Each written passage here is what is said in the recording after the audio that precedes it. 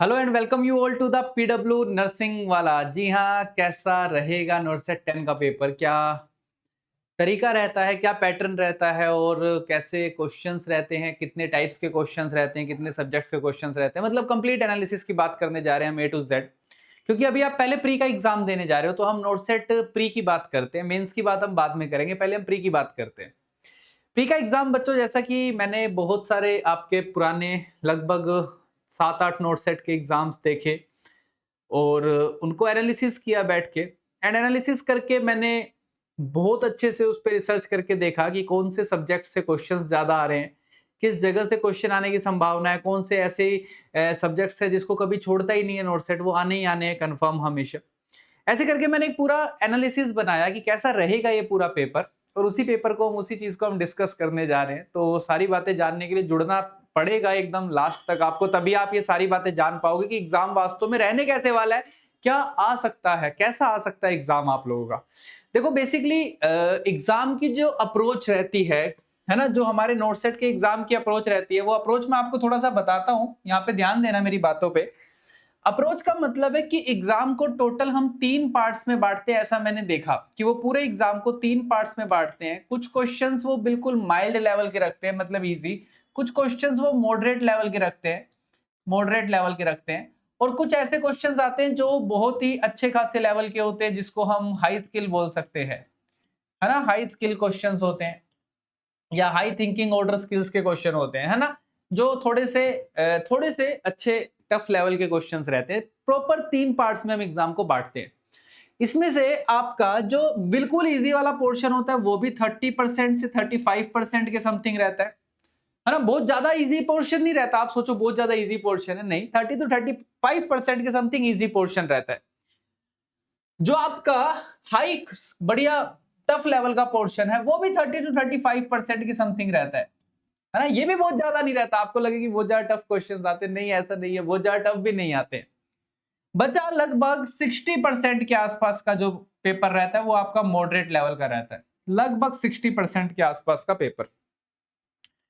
ये हो गया आपका टोटल 100% जो पेपर रहता है ना। ज्यादा लिख दिया क्या मैंने? अरे भाई साहब, 40% है, तो 40% के आसपास मॉडरेट रहता है। 60 बोल दिया था, माफी चाहेंगे। तो लगभग 60% आपका माइल्ड और टफ के अंदर बढ़ जाता है और बचा हुआ 40% आपका मॉडरेट लेवल में बच जाता है ना।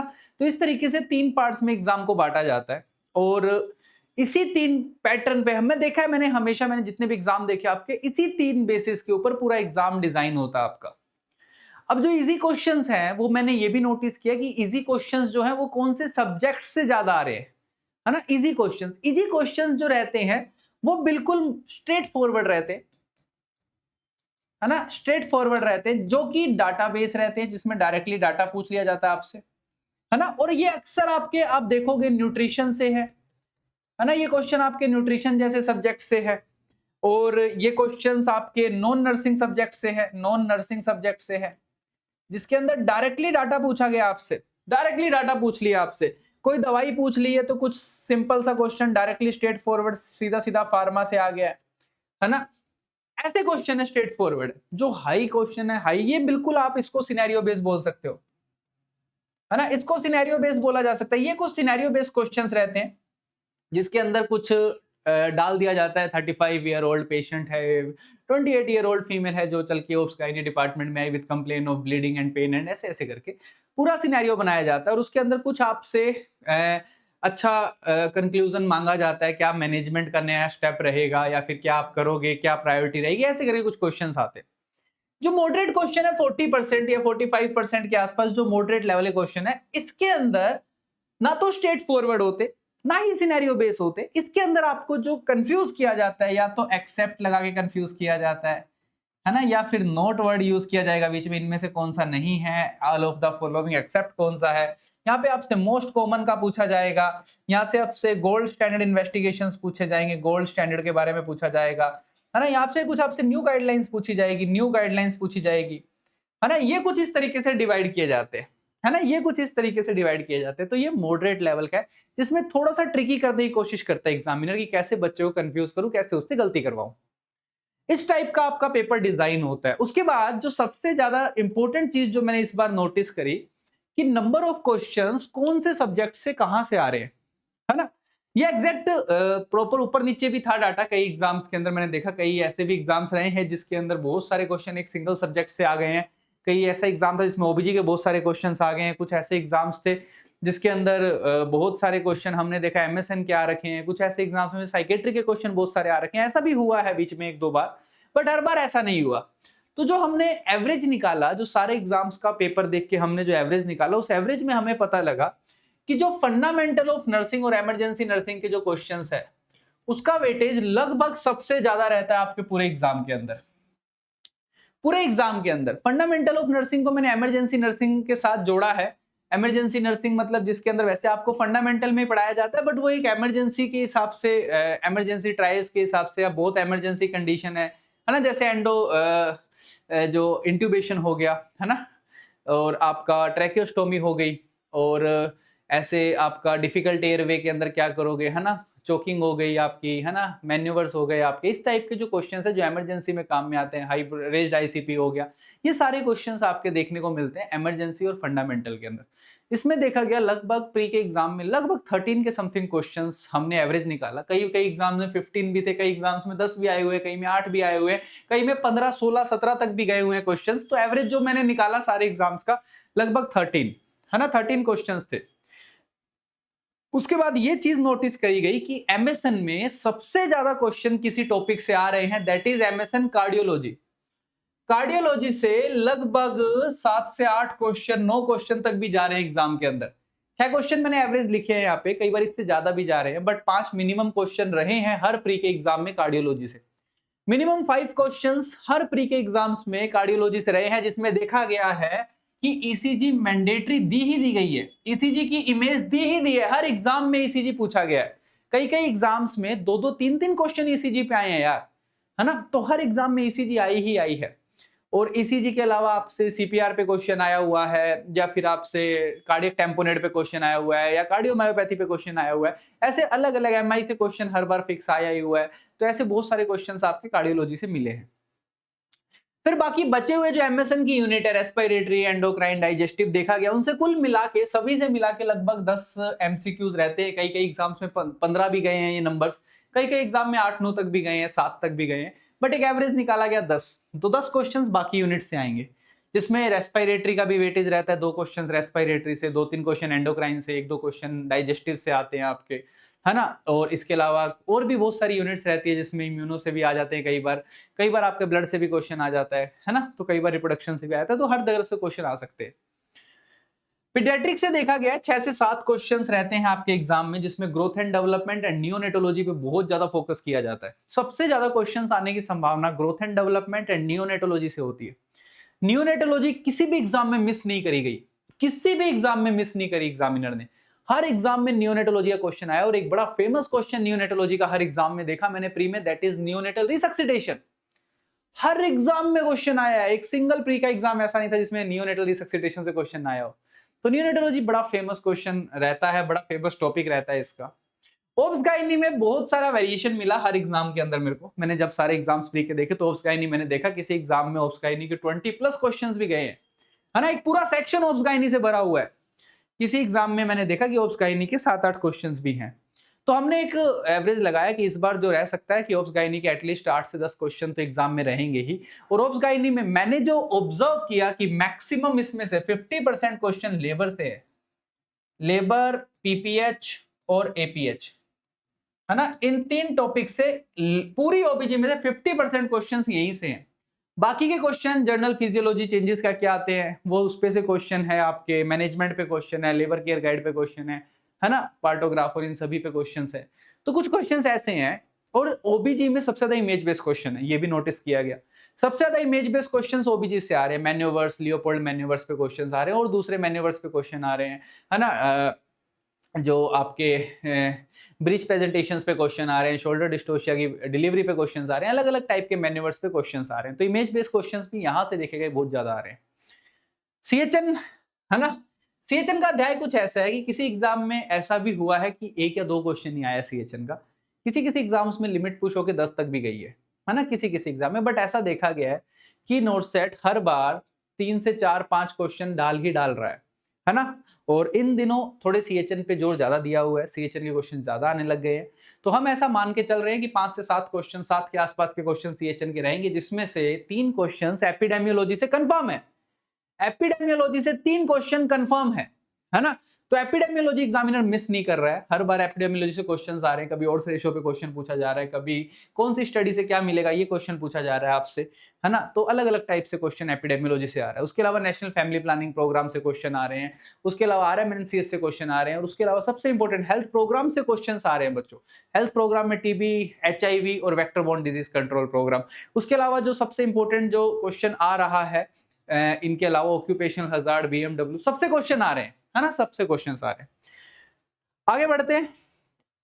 उसके बाद फार्मा से 4 क्वेश्चन है, इनडायरेक्ट और डायरेक्टली कैसे भी करके क्वेश्चन आ रहे हैं। फार्मा से कई बार देखा गया बहुत अच्छे अच्छे क्वेश्चन है, बट फार्मा में डाइजोक्सिन, लिथियम, इन दवाइयों से बहुत ज्यादा क्वेश्चन आ रहे हैं। और उसके अलावा ऑटोनॉमिक नर्वस सिस्टम से बहुत ज्यादा क्वेश्चंस देखने को मिल रहे हैं। ऑटोनॉमिक नर्वस सिस्टम से क्वेश्चंस फार्मा के अंदर देखने को मिल रहे हैं। न्यूट्रिशन बड़ा रिसेंटली ट्रेंड में आया है यार, है ना। हमने अभी देखा कि शुरुआत के जो एग्जाम्स थे, नोटसेट जो स्टार्टिंग में हुए थे, उसमें न्यूट्रिशन को इतना वेटेज नहीं दिया जा रहा था। बट अभी लास्ट के 2-3 एग्जाम्स मैंने जो देखे हैं, उसमें न्यूट्रिशन को बड़ा भाव दिया जा रहा है।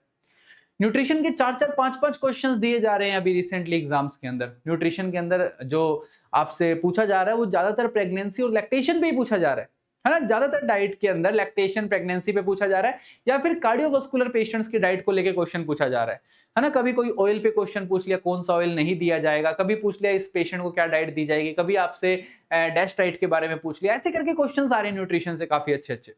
तो न्यूट्रिशन के लिए थोड़ा सा ध्यान दें इस बार, है ना। डाटाबेस क्वेश्चन रहता है, बिल्कुल स्ट्रेट फॉरवर्ड क्वेश्चन रहता है, या फिर कई बार आपसे पूछ लिया जाता है इनमें से कौन सा नहीं देंगे।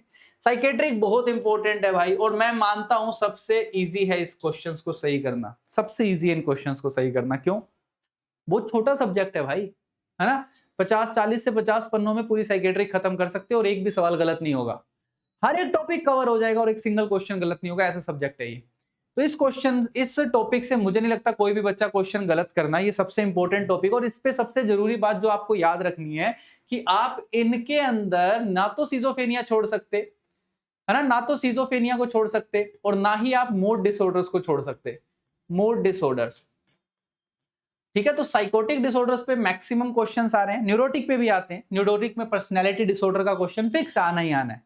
तो न्यूरोटिक डिसऑर्डर्स पे, पर्सनैलिटी पे क्वेश्चन, ओसीडी पे क्वेश्चन, बुलिमिया पे क्वेश्चन फिक्स आने ही आने, और मूड डिसऑर्डर्स और सिजोफेनिया पे क्वेश्चन आना ही आना है। तो ये क्वेश्चंस बड़े फेमस है, और जिसमें आजकल एग्जामिनर जानबूझ के आपसे साइक्लोथाइमिया का टाइम ड्यूरेशन पूछ लेगा, साइक्लोथाइमिया कब बोलोगे आप, है ना। तो ये डेफिनेशंस में टाइम ड्यूरेशन पे बहुत क्वेश्चन आता है, क्योंकि जितनी भी साइकेट्रिक में बीमारियां हैं उनका डायग्नोसिस ड्यूरेशन के बेसिस पे बनता है ना। ड्यूरेशन के बेसिस पे हम फर्क आइडेंटिफाई करते हैं कि अगर ये इतना बार हो रहा है तो ये बीमारी है, ये इतनी बार हो रहा है तो ये है। तो टाइम ड्यूरेशन पे ध्यान देना। रिसर्च रिसेंटली बढ़ता ट्रेंड है रिसर्च का, है ना। मैं तो उम्मीद कर रहा हूँ 2 से ज्यादा क्वेश्चंस भी आ सकते हैं, बट रिसर्च में बायोस्टैट्स को कभी मिस नहीं करता एग्जामिनर। बायोस्टैट्स सबसे फेवरेट टॉपिक है, बायोस्टैट्स एंड सैम्पलिंग, और वो ग्राफ वाला पोर्शन, है ना, ग्राफिकल रिप्रेजेंटेशन ऑफ डाटा। ये 3 पोर्शन है जो एग्जामिनर कभी मिस नहीं करता है। प्लीज देख के जाना, मैंने बहुत अच्छे से पढ़ाए हैं आपको। एनाफिजियो का देखने को मिला है रिसेंट ट्रेंड्स के अंदर, वैसे पहले से ही आ रहे थे। एनाफिजियो के 2-3 क्वेश्चन हमेशा रहते हैं एग्जाम में, है ना। एक बेसिक फिजियोलॉजी का क्वेश्चन रहता है, तो एनाफिजियो के 3-4 क्वेश्चन आते ही आते हैं, हमेशा देखा है ये मैंने, एकदम एवरेज रहा है कि हर एग्जाम में 3 से 4 क्वेश्चन एनाफिजियो के आए ही आए हैं, ठीक है। रिसेंटली माइक्रोबायो के क्वेश्चंस आने शुरू हो गए हैं, है ना। कोम्स टेस्ट पे क्वेश्चन देखा गया है रिसेंटली। माइक्रोबायो के अंदर आपके कल्चर पे क्वेश्चंस आ रहे हैं आजकल। माइक्रोबायो में आपके इन्फेक्शन कंट्रोल पे बहुत क्वेश्चन देखने को मिल रहे हैं, है ना। बहुत क्वेश्चन इन्फेक्शन कंट्रोल पे देखने को मिल रहे हैं, इन्फेक्शन कंट्रोल। तो ये क्वेश्चन रिसेंटली 2023, 24, 25 इन 3 एग्जाम्स में बहुत ज्यादा देखने को मिले हैं माइक्रोबायोलॉजी के क्वेश्चंस भी, है ना। 2-3 क्वेश्चन हर एग्जाम में आ रहे हैं। तो आप लोग इस चीज को स्किप ना करें, हर एक चीज आपको ध्यान में रखनी है। लास्ट में बचता है आपका साइकोलॉजी, जेनेटिक्स एंड बायोकेम। आखिरी बच रहा है 2 से 3 क्वेश्चन। ऐसा उम्मीद किया जाता है कि आपके ऑटोसोमल रिसेसिव, ऑटोसोमल डोमिनेंट पे ग्राफ आ रहा है ना। 3 जितने भी एग्जाम्स हो उसमें से 2 या 3, मतलब हर 1 या 2 नोट सेट छोड़ के रिपीट हो रहा है क्वेश्चन, है ना। ऑटोसोमल रिसेसिव, ऑटोसोमल डोमिनेंट का ग्राफ बना के आपसे पूछा जा रहा है। साइकोलॉजी में कोई ना कोई थ्योरीज पे क्वेश्चन आ रहे हैं, डिफेंस मैकेनिज्म पे एक आधा क्वेश्चन आ रहा है। और बायोकेम में सबसे फेवरेट टॉपिक मैंने देखा एग्जामिनर का डायबिटीज है। डायबिटीज मेलाइटस पे क्वेश्चन आ रहा है, इन्वेस्टिगेशन लिपिड प्रोफाइल के इन्वेस्टिगेशन पे क्वेश्चंस आ रहे हैं। तो ये आप लोगों का टोटल लगभग 80 क्वेश्चंस का बता दिया मैंने नर्सिंग का प्री के अंदर, और जो बचे हुए 20 है that is non nursing, non nursing.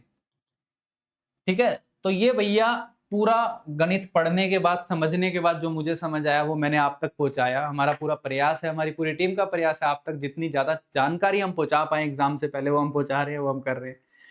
और लगभग ये क्वेश्चंस के पैटर्न रहते हैं, ऊपर नीचे हो सकता है, देखो उसकी गारंटी किसी के पास नहीं है क्योंकि वो तो एग्जामिनर के ऊपर है, क्या एग्जामिनर क्वेश्चंस डाल रहा है, कौन से सब्जेक्ट से डाल रहा है। बट एक एवरेज आम तौर पे जो एक पैटर्न देखा गया एग्जाम का वो ऐसा ही रहता है और इतने ही क्वेश्चंस आते हैं। इसके अलावा हर एक सेक्शन जो है वो 5 सेक्शन में डिवाइड होंगे। 100 क्वेश्चन आप सभी को पता है, एक सेक्शन आपका 18 मिनट्स के लिए ओपन होता है और एक सेक्शन क्लोज होने के बाद बंद हो जाता है। दूसरा सबसे बड़ी चीज कि रिव्यू के लिए आप अक्सर छोड़ देते हो क्वेश्चंस को, कि इसको हम बाद में देख लेंगे ना, आप रिव्यू के लिए छोड़ देते हो क्वेश्चन। और अक्सर गलती ये रहती है कि वो रिव्यू वाले क्वेश्चन जो आप छोड़ते हो वो आपको टाइम नहीं मिलता वापस से अटेंड करने का उनको, और उनको अटेंड करने का टाइम नहीं मिलता है। कई बार आप अटेंड करते हो और सही पे टिक करते हो बट नीचे सेव करना भूल जाते हो और दूसरे क्वेश्चन पे चले जाते हो। तो भैया जो क्वेश्चन रिव्यू के लिए, पहली बात तो छोड़े ही ना रिव्यू के लिए, आता है तो करे, नहीं आता तो स्किप करे। अगर कोई क्वेश्चन रिव्यू के लिए रख रहे हैं, है ना, तो रिव्यू के लिए रख रहे हैं तो याद रखना उसको जब दोबारा सही करने जाओ तो नीचे सेव जरूर करना, उस ऑप्शन को सिलेक्ट करके सेव करना मत भूल जाना। अगर सेव करना भूल गए तो बड़ी दिक्कत हो जाएगी भैया, वो काउंट नहीं होगा, नंबर नहीं मिलेंगे उसके आपको। ठीक है, तो ये गलतियां मत करना, सारे सेक्शंस कंप्लीट करना और एक सेफ साइड अपने आप को लेके रखना। अगर इजी आया है तो 80+ क्वेश्चंस अटेंड करने की कोशिश करनी है, और अगर इजी नहीं आया, एग्जाम टिपिकल है, तो 70 to 80 के बीच में रिलाई करना है, 70 से 80 के बीच में रिलाई करना है। कंपटीशन ठीक ठाक है, अच्छे लेवल का, तो क्वेश्चंस करने पड़ेंगे और बहुत ज्यादा रिस्क ना ले। 50-50 का रिस्क हमेशा ले बट बहुत ज्यादा रिस्क ना ले। होपफुली बहुत सारे बच्चे प्री को क्वालिफाई करेंगे, मैं ऐसी उम्मीद करता हूँ। फिर भी आपके मन में बहुत सारे सवाल होंगे, हजारों सवाल होंगे, सभी का जवाब मैं हूं यहाँ पे, हमारी पूरी टीम है देने के लिए। बस कमेंट सेक्शन में छोड़ दो यार, क्या दिक्कत आ रही है तुम्हें, क्या पूछना चाह रहे हो, और है ना। मेरे को लगता है सबसे ज्यादा डाउट आएंगे सर टॉपिक्स बता दो, कौन से टॉपिक से क्वेश्चन आएगा। तो मैं बता देता हूँ, हमारी जितनी भी फैकल्टीज ने क्लास में थ्योरी पढ़ाते टाइम बोला था ये बहुत इंपॉर्टेंट है, ये बहुत इंपॉर्टेंट है, वो बहुत इंपॉर्टेंट है, वही सभी टॉपिक्स हैं जो रिपीट हुए एग्जाम्स के अंदर। जो समझदार था उसने वहां पे हाथों हाथ लिख लिया होगा, ये एग्जाम में आया हुआ है, सर ने बोला ये इंपॉर्टेंट है, इस पे ध्यान देना, सर ने बोला, उसने पक्का लिख लिया होगा। और जो नहीं लिख पाया है वो अभी कमेंट करेगा सर टॉपिक बता दो है ना, तो उस पे वीडियो भी बन जाएगी, मिल जाएगी, डोंट वरी। बस आप कमेंट करके बताएं आपको चाहिए क्या, हर एक चीज के लिए हम तैयार है, बस आप लोग साथ रहें और मेहनत करना बंद ना करें। मिलते हैं आप सभी से अगले खूबसूरत से अध्याय में, तब तक के लिए मचाते रहें जीवन में, पढ़ते रहें भाई, ताबड़तोड़ मेहनत करें, इतना मचाएं इस बार कि हम बार बार एक ही बात बोल रहे हैं कि हमें रिजल्ट सेलिब्रेशन के लिए ऑडिटोरियम बुक करना पड़े। Thank you so much, bye bye.